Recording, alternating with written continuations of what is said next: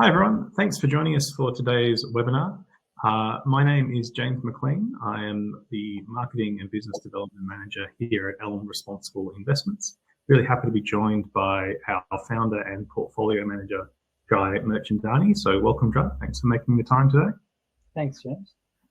So a little bit about us before we get stuck in. ELM Responsible Investments is a boutique investment fund manager based in Melbourne, Australia. And our mission is to invest in innovative and impactful companies which are spearheading the positive change we need to see in the world in social and environmental issues. So today we're going to be discussing one of our key areas of investment, which is fintech. And we'll be looking through that sustainability and societal change point of view to look at fintech and particularly the fintech companies which we hold in our portfolios. So, Jai, I'd like to start with a question that maybe some of our viewers are thinking, which is that fintech isn't necessarily what most people expect when they think of an ethical or responsible investment portfolio. So how do we see fintech and I guess the companies we hold as fitting within that philosophy? Sure. Thanks, James. Yeah, you're right.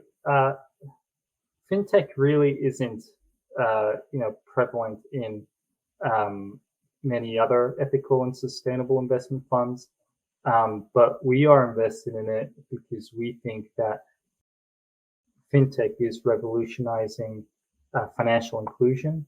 And, here in Australia, we take it for granted that we all have access to bank accounts and other financial products and services.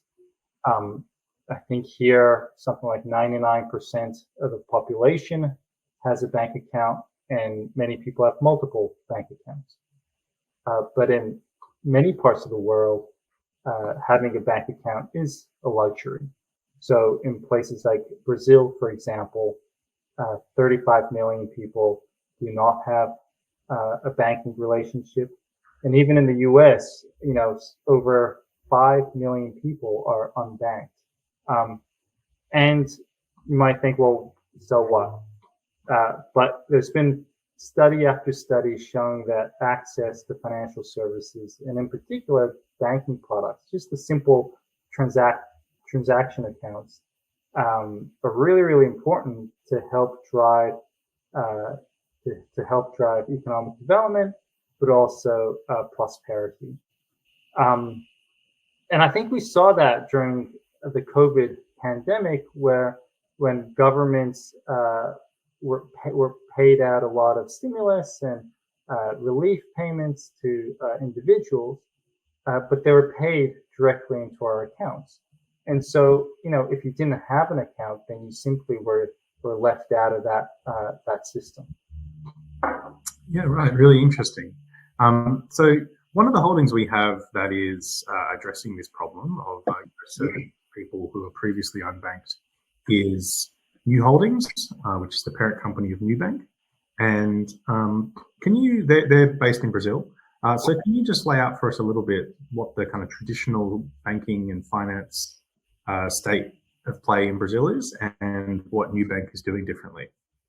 Sure. So NuBank is a digital bank that services Brazil, but also many other parts of Latin America. And so the really interesting thing about the banking system in the region is that they have some of the most profitable banks in the world. So one of the largest banks in the region is called Itaú Unibanco, and their return on equity is over 16%, which makes them one of the most profitable banks in the world. So if we compare that to Commonwealth Bank of Australia here in Australia, who are also one of the most profitable banks in the world, Commonwealth Bank of Australia generates a return on equity of just over 13%. And JP Morgan, for example, in the US, they're also one of the most profitable banks in the world, and they generate a return on equity of over 13% as well. So, we see that the banks in Brazil and the region are some of the most profitable in the world, and they've gotten there by charging various fees along the way to their customers. And we think that a typical transactional bank account in the region costs anywhere between $3 a month and $10 a month. And so if you are someone with a modest income or a modest bank balance, it just doesn't make sense to open up an account with them. And so the incumbent banks like Itaú NuBank have essentially cherry-picked the types of customers they want, and in the process have become one of the most profitable banks globally. What NuBank is doing is that, being a digital-only bank, their cost base is much, much lower than the traditional banks, and they're able to offer free bank accounts and other financial services to many people who were previously unbanked and previously left out of the system. And in doing so, they're also able to grow their own business and generate returns for shareholders too. So we're really excited about NuBank, and we think that although they started off in Brazil, they've got great growth potential to replicate the success that they've had in Brazil to other parts of Latin America. So obviously fintech is much broader than just banking and digital banking. And another company that we hold is Mercado Libre. Mercado Libre is a leading e-commerce platform in Latin America. Now, the obvious comparison of e-commerce platforms is Amazon. And again, many people probably wouldn't think of Amazon and necessarily e-commerce space as a particularly kind of ethical, sustainable investment. So what is it that Mercado Libre is doing differently from Amazon and other competitors that kind of makes it fit within our portfolio? Yeah, sure.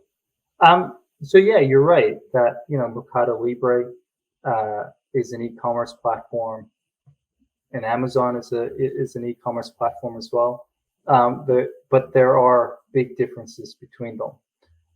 The first one is that Mercado Libre again focuses on Latin America, and their platform is very specific to the region. In comparison, Amazon is obviously a global platform, and their business model is about driving down costs, getting the cheapest product to the consumer anywhere in the world, with, to be honest, very little regard for other stakeholders, including the environment. Doesn't really matter what the shipping costs are, and also, they've been known to if a product is successful on Amazon, they've been known to replicate that product and even push the entrepreneur out of business, just to generate even more profits for Amazon, the company.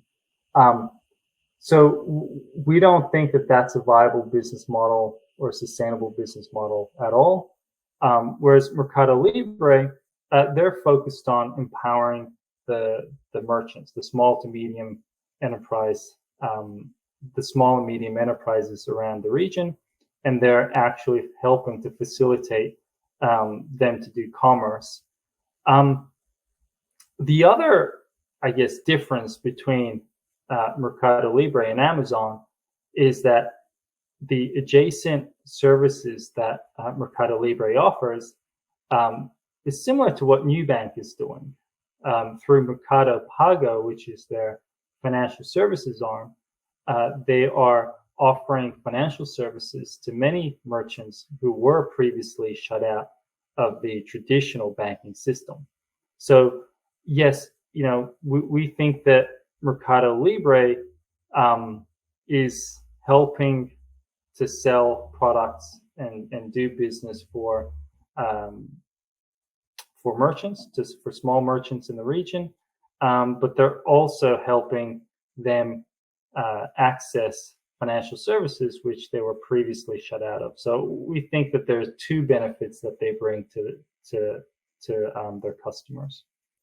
So turning to the last company we're going to discuss today, we're going to talk about Block, which is an American company which you may or may not be familiar with, but if you're listening at home, you're probably familiar with one or more of their services because they own a range of companies, including Cash App, Square, Tidal, and a couple of years ago, they purchased Afterpay. So amongst those range of different services, where do you see the positive social impact coming from? Sure. Yes, so Block is a company that they changed their name a couple of years ago. They used to be called Square. And you might, as you said, recognize the little square boxes that you would tap on to pay for various things that you might want to buy at small businesses. But they also have a business called Cash App in the US.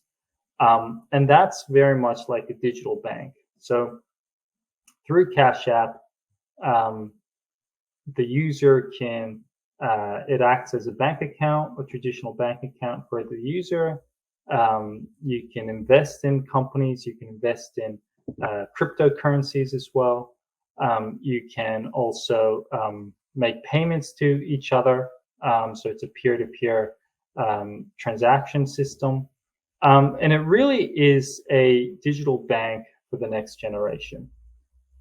We spoke about how a lot of people in the US are not, currently do not have a banking relationship or relationship with a traditional bank because for various reasons, but it could just be that the bank balances or the income levels are just not high enough to justify the costs incurred to opening up a bank account. And so a product like Cash App really democratizes access to banking system, which we know is a good thing for society. There's been a lot of criticism of the company and controversy. It's sort of existed ever since the company has existed. And more recently, last year, there was a short report by a group called Hindenburg Research, which highlighted fraud or claimed that there's a lot of fraud and illicit activities taking place on Cash App. But we think that the reality is quite different to those claims. Yes, it is true that with all fintech, and for that matter, with all financial services, there is a level of illicit activity and fraud that takes place that we all need to be mindful of.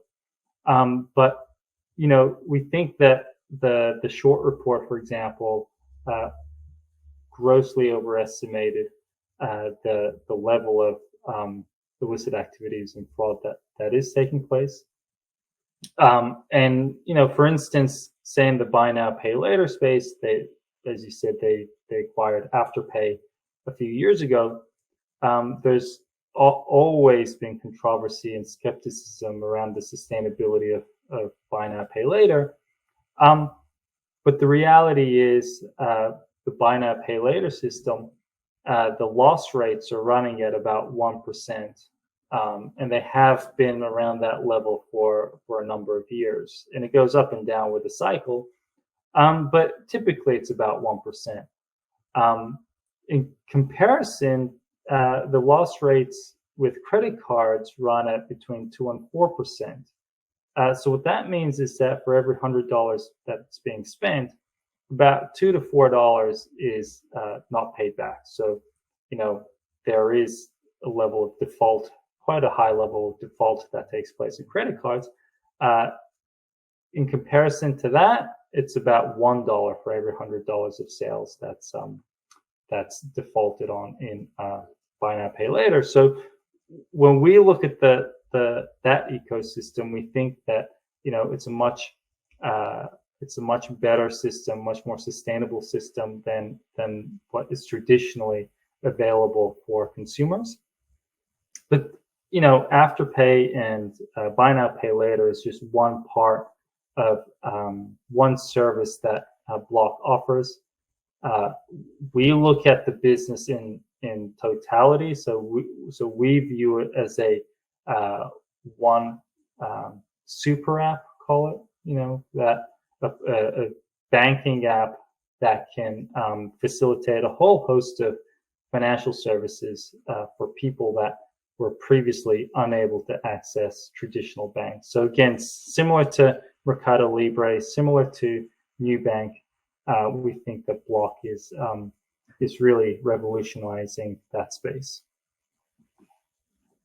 And just to add a little bit of a personal anecdote, I have a background in the music industry, and I can say from personal experience that lots of musicians and that who are when they're touring, have merchandise to sell, whether it's CDs, LPs, T-shirts, whatever.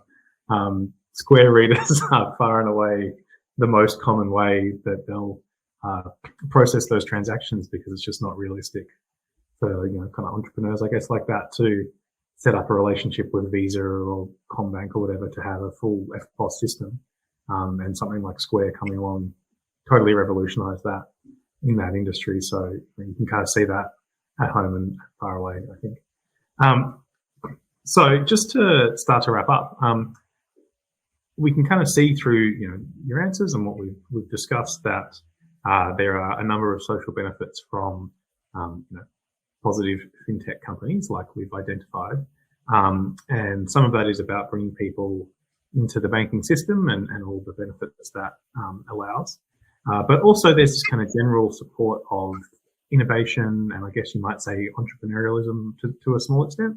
And that's actually really important to our ELM philosophy. So could you speak to why that is, why innovation, small business, entrepreneurialism is, we view that so positively?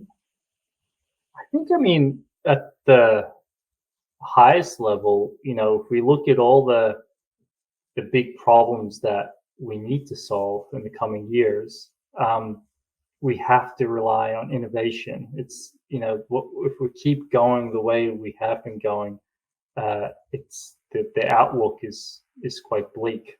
And my view is that the only way out of it is through innovation, whether it's in, technology that's going to drive financial inclusion, or technological advances in renewable energy that's going to drive costs down and lead to a wider adoption of renewable energy. We just can't afford to keep doing what we've been doing.